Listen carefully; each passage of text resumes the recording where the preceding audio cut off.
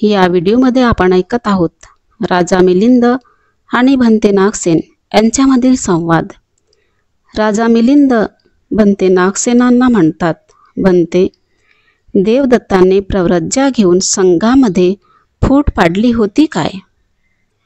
तेव्हा भंते म्हणतात, होय राजा, देवदत्तामुळे संघामध्ये फूट पडली होती। गृहस्थाने संघामध्ये फूट पाडली नाही, भिक्खुनींनीही नाही, श्रामणेरांनीही नाही। श्रामणेरांनी संघात फूट पाडली नाही। एखादा प्राकृत समान सहवास करणारा समान सीमेमध्ये राहणारच संघात फूट पाडत असतो। तेव्हा भंते नागसेनांना राजा मिलिंद म्हणतात, भंते, संघामध्ये फूट पाडणाऱ्या माणसाचे कर्म कशा प्रकारचे असते? तेव्हा भंते म्हणतात, हे राजा, त्याचे कर्म एका कल्पापर्यंत टिकणारे असते। तेव्हा राजा म्हणतात, भंते नागसेन, भगवान बुद्धाला हे माहीत होते काय की देवदत्त प्रव्रजित होऊन संघात फूट पाडील व एक कल्पानंतर नरकात होरपळत राहील? भंते नागसेन म्हणतात, हे राजा, भगवान बुद्ध कारुणिक आणि सर्वज्ञ आहेत। बुद्धाने आपल्या करुणापूर्ण व सर्वज्ञ ज्ञानाने देवदत्ताच्या गतीचे अवलोकन केले होते। देवदत्ताचे नाटकीय कर्मभेद पाडणारे असल्यामुळे हजारो करोडो कल्पापर्यंत नरकात पडून राहणे ही त्याची अपरिहार्य स्थिती होती। तेव्हा भगवान बुद्धाने सर्वज्ञ ज्ञानाने जाणले की हा माझ्या शासनानुसार प्रव्रजित होऊन काहीतरी प्रयत्न करू शकेल, त्यामुळे त्याचा नरकामध्ये राहण्याचा काळ कमी होऊ शकतो। हे जाणून भगवान बुद्धाने त्याला प्रव्रज्या दिलेली आहे। भंते नागसेन म्हणतात, जर देवदत्त प्रव्रजित झाला नसता तर तो विनाशाकडे सामान्य गृहस्थाप्रमाणे अनेक पापकर्म करून अनेक हजारो करोडो कल्पापर्यंत नरकात उत्पन्न होऊन भयंकर दुःख भोगले असते। आणि तथागतांना वाटले की देवदत्त माझ्या शासनामध्ये प्रव्रजित झाला तर त्याचे दुःख कमी होईल। याच करुणेने तथागतांनी देवदत्ताला प्रव्रजित केले। भंते नागसेन राजा मिलिंदाला म्हणतात, हे राजा, एखादा श्रीमंत मनुष्य धन, यश, ऐश्वर्य आणि नातेवाईकांच्या बळाने राजाला विश्वासात घेऊन आपल्या संबंधी व मित्रांची भयंकर शिक्षा कमी करून घेतो। त्याचप्रमाणे हे राजा, भगवान बुद्धाने देवदत्ताचे भयंकर दुःख जाणून देवदत्ताला प्रव्रजित करून शील, समाधी, प्रज्ञाबल, विमुक्तिबल सामर्थ्याचे त्याचे भयंकर दुःख कमी केलेले आहे। तेव्हा भंते नागसेन म्हणतात, हे राजा, ज्याप्रमाणे एखादा कुशल वैद्य उपचार करून भयंकर रोगाला आपल्या औषधाच्या सामर्थ्याने हलके करतो, त्याचप्रमाणे भगवान बुद्धाने देवदत्ताचे भयंकर दुःख कमी केलेले आहे। भंते म्हणतात, हे राजा, भगवान बुद्धाने देवदत्ताचे ते भयंकर वेदनायुक्त दुःख अल्प वेदनीय करून काही वाईट केलेले नाही। तेव्हा राजा म्हणतात, त्यांनी काही वाईट केलेले नाही, त्यांनी आंतरिक प्रेरणेतूनच हे सर्व काही केले आहे। भंते म्हणतात, हे राजा, कल्याणाच्या कामनेमुळेच भगवान बुद्धाने देवदत्ताला प्रव्रजित केले होते। भगवान बुद्धाने करुणा भावनेने देवदत्ताला प्रव्रजित केलेले होते आणि त्यांना वाटले होते की तो माझ्या शासनामध्ये प्रव्रजित होऊन दुःख हलके करू शकेल व देवदत्ताचे दुःख सुद्धा कमी झाले होते।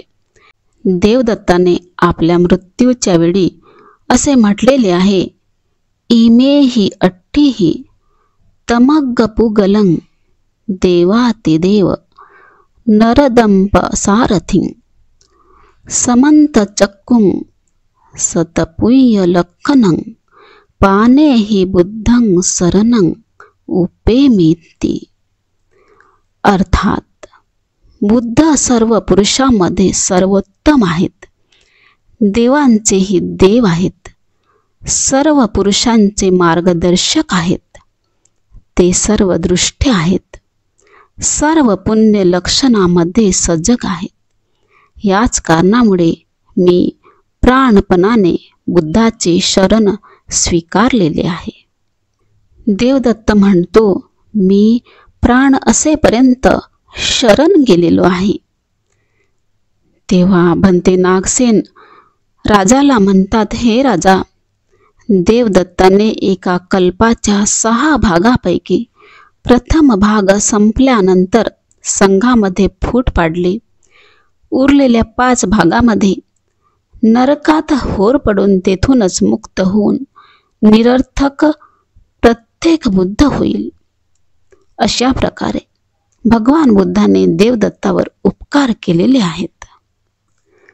भंते नागसेन म्हणतात, हे राजा, जो देवदत्त संघामध्ये फूट पाडून नरकवास भोगतो आहे, त्या दृष्टीने भगवान बुद्धाला काहीतरी दोष लागेल काय? तेव्हा राजा म्हणतात, भंते नाही, देवदत्त स्वतःच्या कृत्यामुळेच कल्पापासून नरकात होर पडत आहे. दुःख निवारण करणाऱ्या बुद्धाला याचा काहीही दोष लागत नाही. तेव्हा भंते म्हणतात, हे राजा, या कारणामुळेच आपल्या लक्षात येईल की बुद्धाने देवदत्ताला का प्रव्रज्या दिलेली आहे. भंते नागसेन राजा मिलिंदांना म्हणतात, हे राजा, एक कुशल चिकित्सक उपचार करतो व तो वात, पित्त, कफ, सानिपत्य, ऋतुपरिणाम विषय यापासून संरक्षण करतो. उपक्रमाद्वारे उत्पन्न केलेले कष्ट कमी करतो. मेलेल्या, सडलेल्या, दुर्गंधीने भरलेले शरीर, आतडीचे नासूर छिद्रयुक्त, रक्तामध्ये पू भरणे, व्रण इत्यादी शांत करतो. तो रणामध्ये कंकड, क्षार इत्यादी औषधी देऊन पीडा कमी करतो. पीडा कमी करून प्रेमाने जवळ जातो. शस्त्राने कापून लाकडांनी जाळतो. जाळलेले क्षार वलन देतो. व्रणावर मलमपट्टी करतो. रोग्याला आपलेपणाची भावना प्राप्त होते. अशा वेळी हे राजा, तो चिकित्सक वैद्य अहित करतो, औषधी देत नाही, शस्त्राने कापतो, लाकडांनी जाळतो व मीठ चोळतो असे म्हणता येईल काय? तेव्हा राजा म्हणतात, नाही भंते, नाही. उलट तो कल्याणाच्या भावनेने, आपलेपणाच्या भावनेने कार्य करत असतो. तेव्हा भंते म्हणतात, हे राजा, उपचार करीत असल्या कारणाने रोग्याला जे दुःख सहन करावे लागेल, त्या उपचाराकरिता त्या वैद्य चिकित्सकाला दोष लागेल काय? तेव्हा राजा म्हणतात, भंते, त्या वैद्य चिकित्सकाने कल्याणाच्या व आपलेपणाच्या भावनेने शल्यकार्य केलेले आहे. तेव्हा त्याला दोष लागणे कसे काय शक्य आहे? भंते, तो तर चांगल्या स्थितीला प्राप्त होईल.